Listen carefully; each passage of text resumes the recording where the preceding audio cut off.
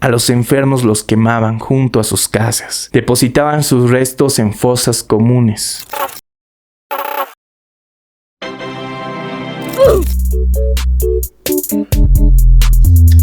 Hey amigos, ¿cómo están? Soy Guti, su calvo ya no tan calvo favorito de todo YouTube y de todo Facebook si es que me estás viendo de Facebook. Ya son varios días de esta cuarentena, así que vamos con los datos. Más de 60 días de cuarentena, 16.850 memes realizados, 4.900 bendiciones en camino y 50.000 divorcios en trámite. Y hasta tu abuelita Florencia subiendo su primer TikTok. ¿Y tú crees que te la estás pasando mal? ¿Alguna vez te preguntaste cómo fueron las anteriores epidemias en nuestro país? ¿Qué? ¿No sabías que habían más? Pero por supuesto que esta no es la primera vez que Bolivia pasa por algo tan grande.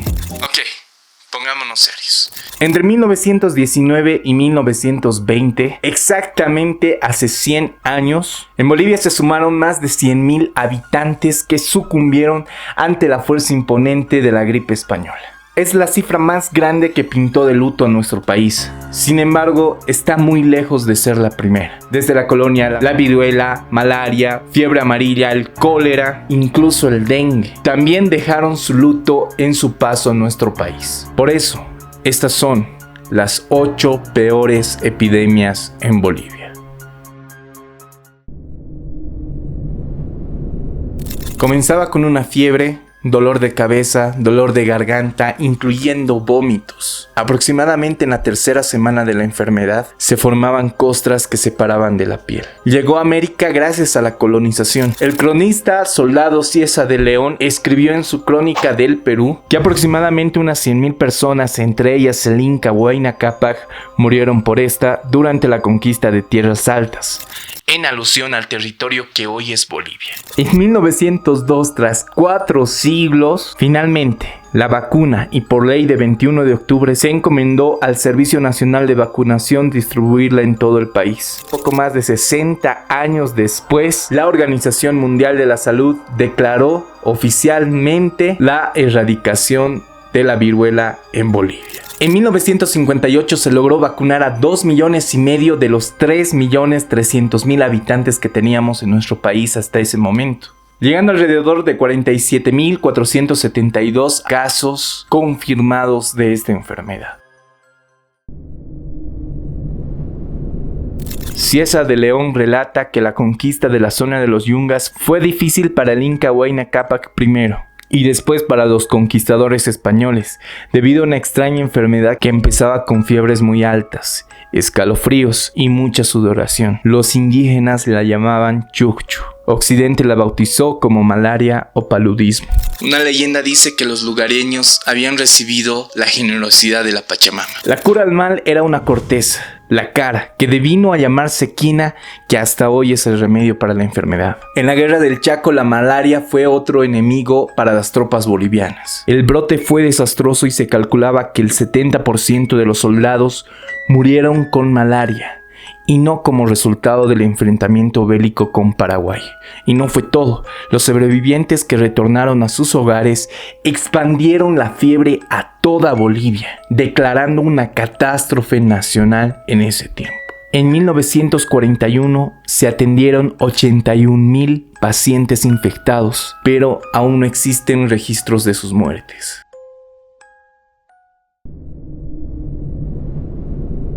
Fue un 7 de octubre de 1852, donde el periódico La Época informaba. Fuentes gubernamentales confirmaron que el expresidente boliviano José Balivián murió ayer en Brasil, víctima de la epidemia de vómito negro que asola la región. El primer registro de fiebre amarilla fue en 1856. La fiebre amarilla es una enfermedad particularmente peligrosa, ya que la mortalidad puede afectar al 50% de las personas infectadas. Se transmite por la picadura del mosquito Aedes aegypti, teniendo sus síntomas 2 semanas después. De 1985 al 2004 se registraron alrededor de 3.559 infectados con fiebre amarilla selvática. Digo esto porque no se encuentran los datos oficiales debido a que no existen registros exactos, porque hubieron muchos rebrotes a lo largo del tiempo.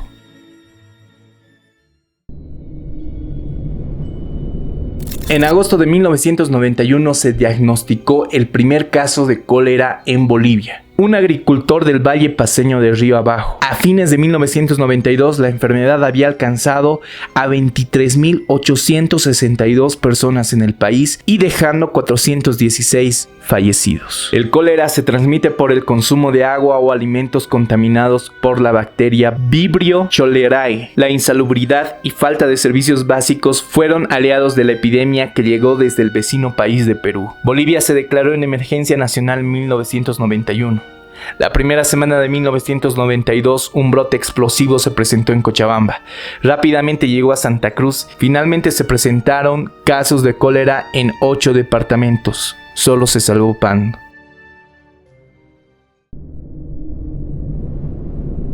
Con el nuevo siglo aparecieron diversas enfermedades, entre ellas la gripe A, H1N1 y el ébola. La segunda nunca llegó a Bolivia, pero la tercera sí se pudo contener. El 2009 ingresó a Bolivia el 28 de mayo. Este fue el país número 19 en reportar casos de gripe A en el continente americano. Los síntomas incluyen tos, dolor de cabeza, escalofríos y dolores en el cuerpo. Las personas pueden sufrir dolores musculares, tos seca, diarrea, náuseas o vómitos, escalofríos, fatiga o fiebre en todo el cuerpo. El gobierno entonces determinó a través de un decreto declarar emergencia sanitaria nacional y reforzar los controles en los aeropuertos. El 28 de mayo de 2009 se confirmaron los 2 primeros casos en Santa Cruz. El 13 de junio del mismo año se confirmaban 2 casos domésticos, debido a que corresponden a estudiantes que habían tenido contacto con otro llegado desde los Estados Unidos. Hasta el 10 de marzo de 2010, fecha de la última actualización, se daban a conocer 2.310 casos con 59 muertes.